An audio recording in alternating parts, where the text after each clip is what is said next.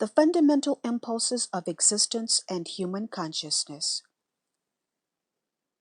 You may now be sufficiently advanced in your thinking to be able to receive the following fundamental truth concerning your earthly existence.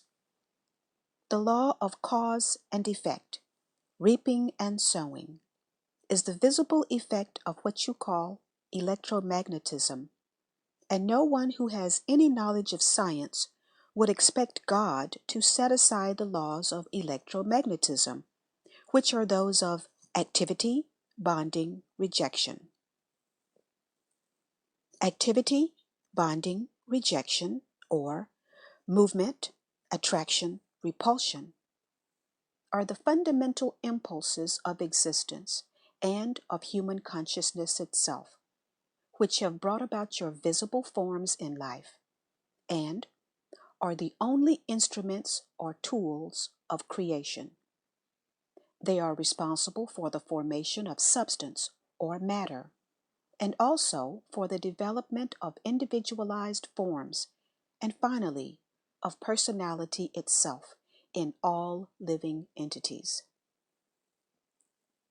Since these laws are fundamental to your individualized existence, it is impossible to set them aside.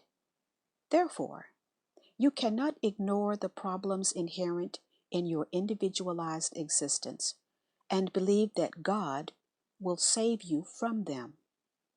Your only hope of final escape, of stepping off the treadmill of human experience, is to recognize and acknowledge them, and then work minute by minute to transcend them and eventually merge in purity of mind, heart, and action, and become one with universal love consciousness, the Father, which does the love work.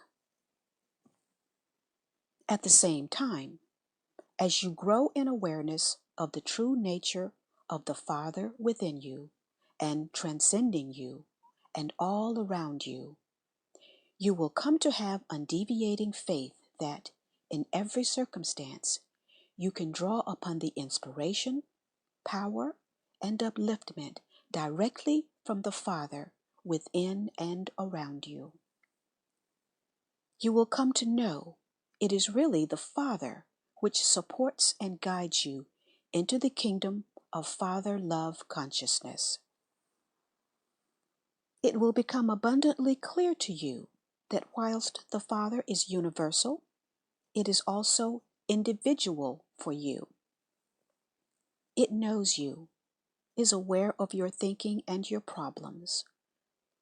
Within the Father love consciousness are the perfect solutions awaiting your recognition. When you recognize them, you will be released from pain when you become pliable and willing to listen. Until you are willing to listen, you will never be filled with the Father love consciousness. I will tell you a parable.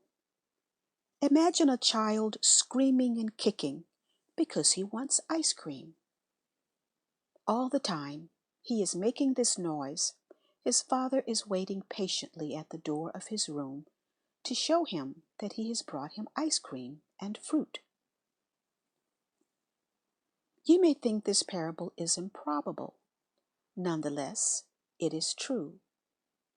Mothers will remember times when children have been inconsolable over something, refusing to listen to what mother is trying so hard to tell them. And yet, mother has the solution waiting for them the moment they stop making a noise and dry their tears. I can see the travail of people and their crying and weeping, and my compassion is boundless.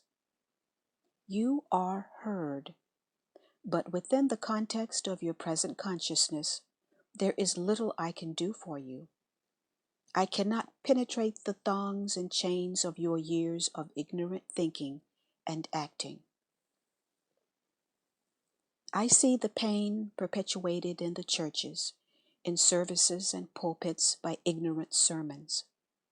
I see nations and their people trying so hard to grapple with the difficulties arising from their traditional values, cultures, and religious beliefs. I see the limitations in their daily living, the lack of fulfillment of their needs and purposes, and the suffering emanating from relationships of every kind. The collective consciousness emanating from the world is a miasma of fears, resentment, angers, emotional turbulence of passionate desires, revenge, and exhaustion, interthreaded with compassion, determination to uplift world consciousness, dedication to the search for unconditional love by those who have received inspiration and a degree of enlightenment. I come close to people who call on me and work with them to relieve their distress.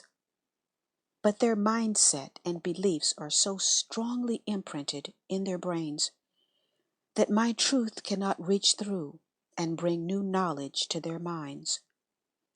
Many people have heard, albeit briefly and imperfectly, but have lacked the courage to accept new ideas and speak out.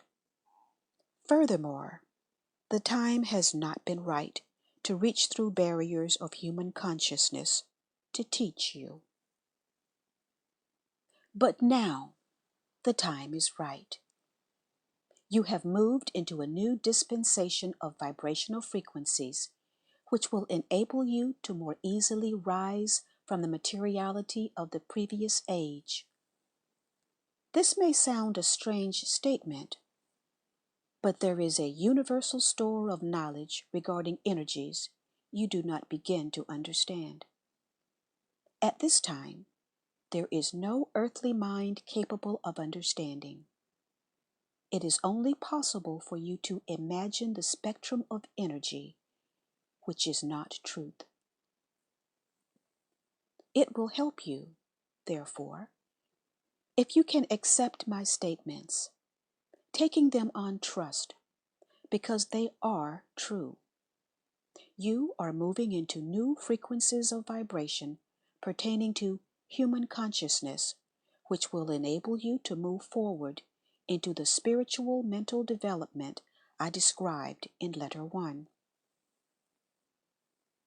Since I have diverged, I must now repeat. You can no more escape the most fundamental laws of existence regarding your thinking and feeling, sowing and reaping, than you can escape the laws of electromagnetism in your material world.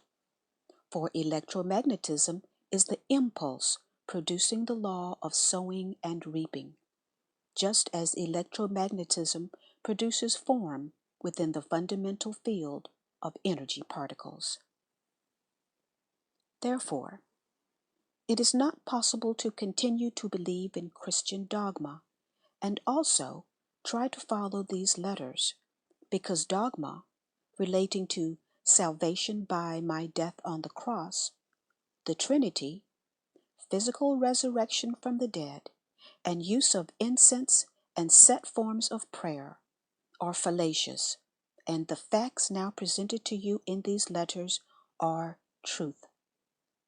The dogma and the sacramental trimmings are what you would term red herrings, to gain your attention and allegiance, but obscuring the truth of my teachings. Therefore, these letters had to be written. The only way I could reach the world at this present time, when it is poised to enter a new mind-emotional dispensation, was by using a receptive, obedient, and deprogrammed mind to receive the instruction and do the manual work for me. These letters offer the only true means by which people will find the path to the spiritual dimension in which all human error fades away and only love remains. Anything else which may be said is purely human rationalization and reason, and these are not truth. People are seeking new ways to resolve old problems, particularly in America. But until they understand the true nature of life the ego, and the laws of existence, they will but strengthen the pull of the ego, and their pain will continue. Remember, as I record for you in the following pages the simple truth I spoke 2 millennia ago, this truth remains constant and consistent. Therefore, it is only possible to deepen your understanding of truth, not to alter it. Have you realized, as you have read the first 2 letters, that all I spoke to the people of Palestine was a direct outcome of my having perceived the reality of existence in the desert, that nothing was solid? Have you remembered that in my transcendent state, as I looked at the rocks, sand, mountains, water below me in the Dead Sea, all appeared to be as a shimmer of motes? Rock, sand, mountains, water were differentiated one from the other only by the difference in the intensity of the shimmer of motes and by the apparent density of motes within the shimmer. There is no other way I can describe what I saw when on earth, or convey the facts concerning the true substance of matter and the apparently solid fabric and construction of your world. In modern speech, you would probably call the shimmer of motes a vibration of particles. Perhaps you could combine the 2 terms and describe the most fundamental visible reality as a shimmer of particles. This conveys the sense of the light glow in which I saw the particles dance.